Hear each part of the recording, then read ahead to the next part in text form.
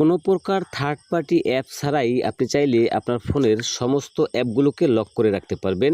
আপনার ফোনটা হাতে দিলেও আপনার নির্দিষ্ট সেই অ্যাপগুলো কেউ আর ওপেন করতে পারবে না। সেটা হতে পারে হোয়াটসঅ্যাপ, ইমো কিংবা মেসেঞ্জার বা অন্য যে কোনো অ্যাপ। তো এটা করতে হলে আপনি আপনার ফোনের সেটিংসে চলে যাবেন। তো সেটিংসে আসার পর এখানে দেখেন সিকিউরিটি একটি অপশন আছে, এখানে টাচ করবেন।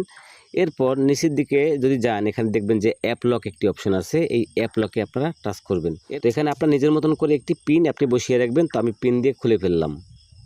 তো এরপর এখানে হচ্ছে আপনার অ্যাপের যে লিস্ট সেটা এখানে দেখাবে, আপনার ফোনে যতগুলো অ্যাপ থাকবে সবগুলো দেখাবে। তো এখান থেকে বেছে বেছে আপনার যেই অ্যাপটা ভালো লাগে জাস্ট আপনি সেই অ্যাপের সামনে যে একটা লক দেখতে পাচ্ছেন, একটা তালা, সেটার উপর টাচ দিবেন। তো দেখেন এটা কিন্তু আনলক হয়ে গেছে। এখন যদি আমি আবারও টাচ দিই, দেখেন গ্রিন হয়ে গেছে, এটা কিন্তু লক হয়ে গেছে।